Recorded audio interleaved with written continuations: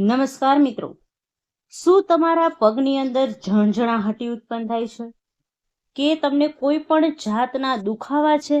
તો મિત્રો આજે આ બધી જ સમસ્યાઓનો કાયમી છુટકારો મળવાનો છે, કારણ કે આજે શું સ્ટુડિયો લઈને આવ્યું છે એક નવો જ ટોપિક, જે તમારા પગની બ્લોક નસો હશે એને પણ ખોલી નાખશે. મિત્રો આજે આપણે ખૂબ જ સુંદર સિક્રેટને જાણવાનું છે કે આ સિક્રેટ કયો છે. મિત્રો તો સૌથી પહેલા તમારા બધાનું હૃદયથી સ્વાગત છે અમારી ચેનલમાં. મિત્રો જરાક વિચાર કરો કે તમે જાતે જ અનુભવશો કે આખો દિવસ તમે કામ કરો છો, છતાં તમે જ્યારે પથારીમાં આરામ કરવા બેસો છો ત્યારે તમારા પગ સૂન થઈ જાય છે.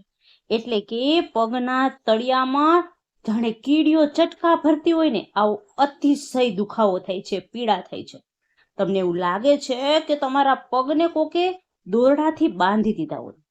ઘણી વખત તો મિત્રો આપણે સોફા ઉપર કે ખુરશી ઉપર પલાઠી વાળીને બેસીએ પણ ઊભા થવામાં ખૂબ જ તકલીફ થઈ જાય છે. એટલે કે જાણે આપણા પગ જળ જેવા શૂન્ય થઈ જાય છે. એક પણ ડગલું ચાલવામાં આપણો જીવ ચાલતો નથી, એટલે કે ખૂબ જ અસહ્ય દુખાવો થાય છે. અથવા તો તમારા ઘરના કોઈ વડીલ સાથે પણ આવું બનતું હોય તો મિત્રો તમારે આ વાતને બિલકુલ હળવાશમાં નથી લેવાની.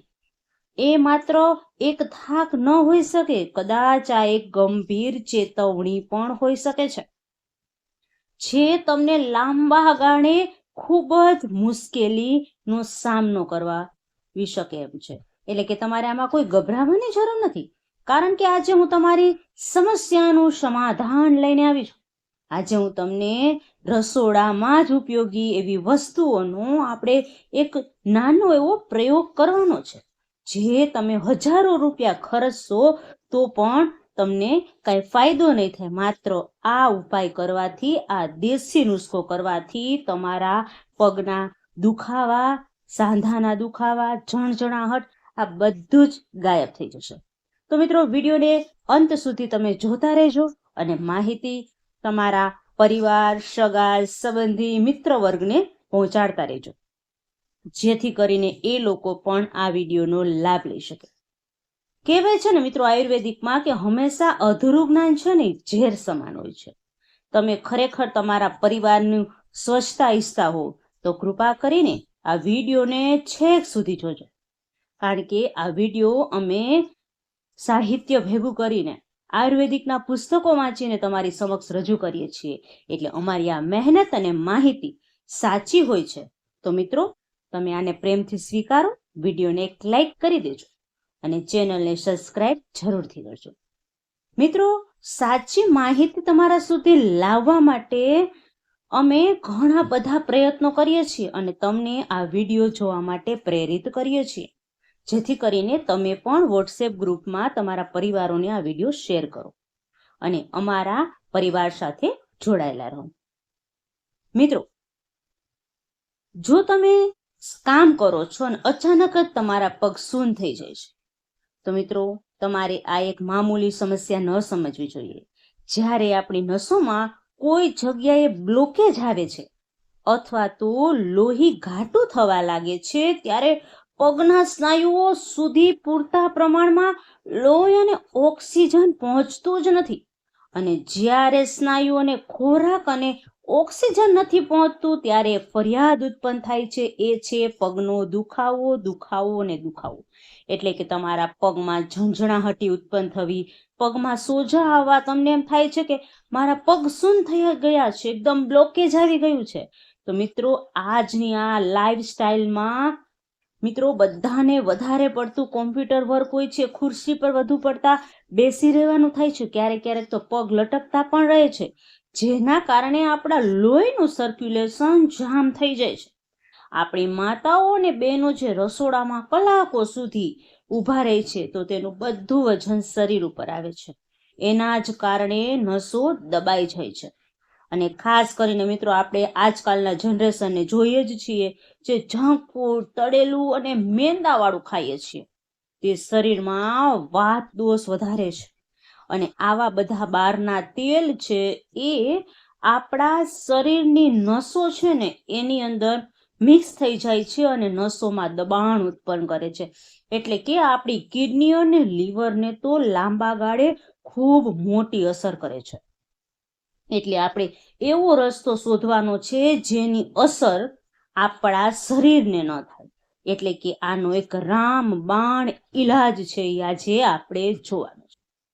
જો તમે બજારમાંથી મોંઘી વસ્તુઓ તમારે કોઈ લાવવાની જરૂર જ નથી. મિત્રો, માત્ર 2 જ વસ્તુઓ છે એ તમને આ બધી જ સમસ્યાઓમાંથી બહાર લઈ આવશે. એ 2 વસ્તુઓ છે કપૂર અને લીંબુ. હા મિત્રો, કપૂર અને લીંબુ છે બંને સરળતાથી આપણા ઘરમાં મળી જ જાય છે. જો મિત્રો, આયુર્વેદિકની આ 2 વસ્તુઓ જો ઘરમાં જ મળી જતી હોય તો આપણે ડોક્ટરના ધક્કા શું કામ ખાવા જોઈએ? તો આપણે હજારો રૂપિયા શું કામ ખર્ચવા જોઈએ? તો મિત્રો, આ વિડીયો ખાસ તમે નિહાળજો. તમે કહેશો કે બસ આ જ 2 વસ્તુ જ. હા મિત્રો, આ 2 વસ્તુના ચમત્કારથી જ તમારા પગના સોજા છે આ બધું જ મટી જવાનું છે. ચાલો મિત્રો, હું તમને વાત કરું તો કપૂર છે એ તમને કોઈ ગાંધીની દુકાને અથવા આયુર્વેદિક સ્ટોરમાં મળી જશે. અને લીંબુ તો આપણને ખબર જ છે કે આપણા ઘરમાં અવેલેબલ જ હોય છે. લીંબુ છે ને એની અંદર ભરપૂર માત્રામાં એન્ટીઓક્સિડન્ટ્સ અને વિટામિન સી રહેલું હોય છે. તે આપણી ચામડીના છિદ્રો ખોલવાનું કામ કરે છે. જ્યારે ચામડીના છિદ્રો ખુલે છે ત્યારે કપૂરની અસર નસોની અંદર સુધી જાય છે. અને મિત્રો, સ્ટેપ બાય સ્ટેપ હું તમને આ પ્રયોગ પણ સમજાવવાની છું. એટલે એક પણ પ્રયોગ તમારે મિસ નથી કરવાનો, કાપીને જોવાનો પણ નથી.